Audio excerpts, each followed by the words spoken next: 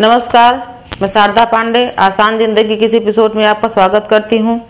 जैसा कि पूजा पाठ से जुड़ी हुई अनेक मान्यताएं हमारे धर्म शास्त्र में हैं, उसी तरह से एक मैं आपको जो बात बताने जा रही हूँ आज उसी से जुड़ी हुई है। जैसे कि हम कोई भी पूजा पाठ, जप, हवन, जागरण कुछ भी कराते हैं तो उसके पहले विधिवत उस चीज का संकल्प लिया जाता है।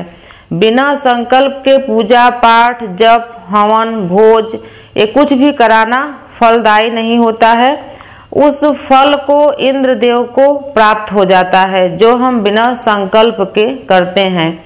जैसे कि जो भी हम बड़े अनुष्ठान कराते हैं उसमें हम पंडित जी को बुलाते हैं जो कि शास्त्रों के ज्ञाता होते हैं। पंडित जी जो कि संस्कृत वगैरह सब जानते हैं और विधिवत मंत्र सहित पूजा कराते हैं, तो हम बड़ी पूजाओं में उनको बुलाते हैं। तो वो पंडित जी संस्कृत में विधिवत पूरा मतलब देश काल, कलयुग, किस चरण में कलयुग चल रहा है, क्या मास है, ये सब पूरा विधिवत वर्णन करते हैं। और फिर जो पूजा करता है, जब जो पूजा कराने वाले हैं उनसे संकल्प लेवाते हैं। तो ये बड़े आयोजनों में होता है, जैसे कि हम महामृत्युंजय का जाप करा के हवन करा रहे हैं या संकल्प ले रहे हैं, या हम कोई अखंड रामायण करा रहे हैं, कोई भी जैसे बड़ा आयोजन कराते हैं, बड़ी मूर्ति का प्राण प्रतिष्ठा कराते हैं, उस समय ये सब करते हैं। लेकिन जो हम दिनचर्या में, जैसे कि हम हफ्तावारी व्रत करते हैं, जैसे कोई गुरुवार का व्रत शुरू किया तो सीधे ऐसे व्रत शुरू कर देते हैं, कोई संकल्प नहीं कि हम व्रत को कितने दिन करेंगे, कितने दिन संकल्प लेकर हम इनका उद्यापन करेंगे। या कोई जैसे सोमवार का व्रत शुरू कर दिया, अधिकतर से सावन अगर हम शुरू करते हैं व्रतों को, कोई शनिवार, मंगलवार, कोई भी व्रत जब शुरू करते हैं तो उनका एक विधान है कि विधिवत उसका संकल्प लिया जाता है। जब हम ये सब हफ्तावारी या जो व्रत 15 दिन में पढ़ते हैं, ये सब व्रतों को जब हम शुरू करते हैं तो उस समय हम पंडित जी को बुला के संकल्प नहीं लेते। तो हम इसका थोड़ा सा जो विधान है वो मैं आपको बता रही हूँ कि आप इसको अपने घर में भी अपने से जरूर करें, अगर अपने पूजा का पूरा पूर्णतः पुण्य फल पाना चाहते हैं, प्राप्त करना चाहते हैं तो।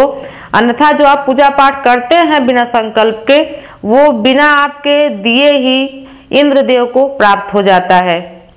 तो आगे जब भी आप कोई भी अनुष्ठान, मान लीजिए कि किसी के कुंडली में कोई ग्रह खराब है, महामृत्युंजय जी का जाप करा रहे हो या कोई भी पूजा जागरण व्रत शुरू कर रहे हो, तो उसका एक विधि है। मान लीजिए आप कोई हफ्तावारी प्रदोष, त्रयोदशी प्रदोष या एकादशी या कोई गुरुवार कोई भी व्रत करने जा रहे हो, तो आप आराम से आसन पर बैठ जाइए और हाथ में जल कुश ले लीजिए।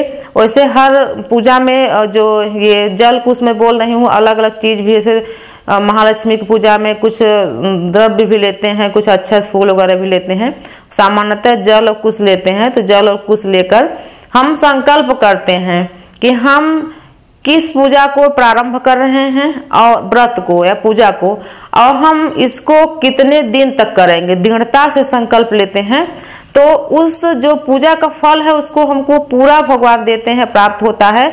हाँ, लेकिन इसमें विघ्न भी आते हैं, परीक्षा जरूर होती है, कभी कभी बीमार हो जाना या कहीं ऐसे जाना आना, लेकिन आप अपने दृढ़ संकल्प पर, इसीलिए संकल्प ही बोला जाता है उसको, आप अपने संकल्प पर अड़े रहो और उस आराध्य के प्रति पूर्ण श्रद्धा होनी चाहिए कि हमारा जो व्रत मानी हूँ, संकल्प करी हूँ या करा हूँ जो भी, तो हमारा पूरा हो जाएगा। तो आप संकल्प की विधि है ये, आप जल ले लीजिए और कुश ले लीजिए अपने दाहिने हाथ में और संकल्प करिए। पहले आप अपना नाम बोलेंगे, उसके बाद अपना गोत्र का नाम बोलेंगे, आपका गोत्र का नाम क्या है, फिर आप किस प्रदेश में यानी भारतवर्ष में रह रहे हैं, किस प्रदेश में रह रहे हैं, किस ग्राम में रह रहे हैं उसका नाम लेंगे।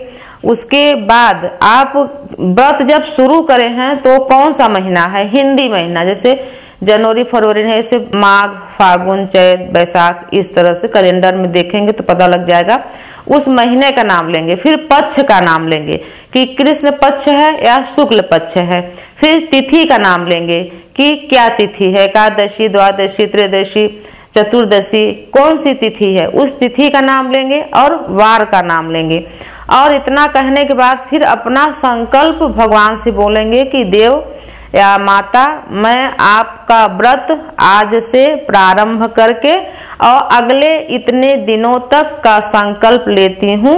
आप हमारे ऊपर कृपा करें, हमारे व्रत में पूजन में किसी प्रकार का कोई व्यवधान न आए, और हम यानी कि आप जब जो जिस चीज के लिए, जैसे कि पुत्र की रक्षा के लिए, पति की रक्षा के लिए, धन की रक्षा के लिए, अपने स्वास्थ्य की रक्षा के लिए, जिस चीज के लिए व्रत कर रहे हैं वो भी आप देवी या देवता से, जो भगवान शिव हैं, माँ दुर्गा हैं, उनसे बताइए कि हम इस उपदेश से इस व्रत का पालन कर रहे हैं। आप कहिए, उसके बाद उस जल को देवता के सामने गिरा दीजिए और दृढ़ता पूर्वक आप उस व्रत को पूर्ण करें।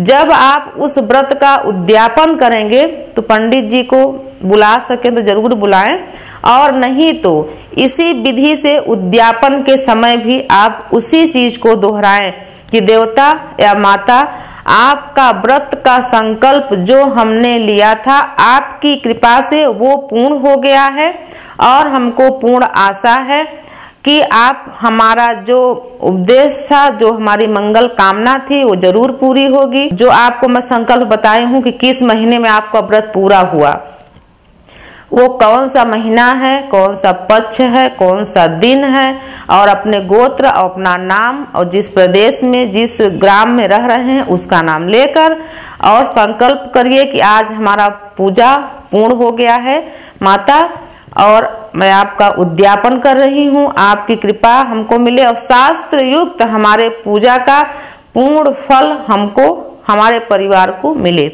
ये पूजन का संकल्प जरूर लेना चाहिए। सीधे ही कोई पूजा, जैसे कोई भाई है या बहन है या जो भी कोई पूजा शुरू कर देते हैं कि हम गुरुवार का पूजा शुरू कर दिए, या मंगलवार का, या शनिवार का, या त्रयोदशी का, प्रदोष का, जो भी पूजा हमारे भारतवर्ष में माताएं बहनें करती हैं, तो उनको कभी कभी पूजा पाठ बहुत ही मन से श्रद्धा से करती हैं, उनको पूर्णतः उनको फल नहीं मिल पाता, नहीं दिख पाता। तो ये छोटी मोटी त्रुटियां होती हैं जो कि नहीं मिल पाता है पूर्णतः फल। और कभी कभी ऐसा भी होता है कि हमारे पूर्व जन्म का कुछ ऐसे कर्म रहते हैं जिनकी वजह से हम पूर्णतः सात्विक होने के बाद भी, दान पुण्य करने के बाद भी हम कुछ न कुछ पीड़ा में लगे रहते हैं, कुछ न कुछ पीड़ा से ग्रसित रहते हैं। तो हम अच्छे कर्मों को कभी भी करना न छोड़ें। एक बार, दो बार, तीन बार, चार बार, कितनी बार हमको सफलता नहीं मिलेगी, हम उस चीज को, अच्छे जो कर्म हैं उनको हम करते रहें, अच्छे पथ पर चलते रहें, भगवान हमारी विनती जरूर सुनेंगे। और आप इस तरह से पूजा का संकल्प, और जो भी महापूजा कराते हैं उनके लिए पंडित जी विधिवत संकल्प लेवाकर ही पूजा कराते हैं। लेकिन जो घरेलू भाई बहन पूजा प्रारंभ करने वाले हैं आगे से, अब से इस विधि से आप पूजा करिए, आपको पूर्णतः फल मिलेगा। तो हम जो अच्छे कर्म कर रहे हैं इसका हमको पूर्णतः अच्छा फल मिले, इसके लिए शास्त्रों युक्त जो विधान बना है वो उसको अपना के अपने पूजा का पूर्णतः आप फल प्राप्त करिए। इसी तरह से आगे भी जो जानकारियां हैं मैं आपको दूंगी।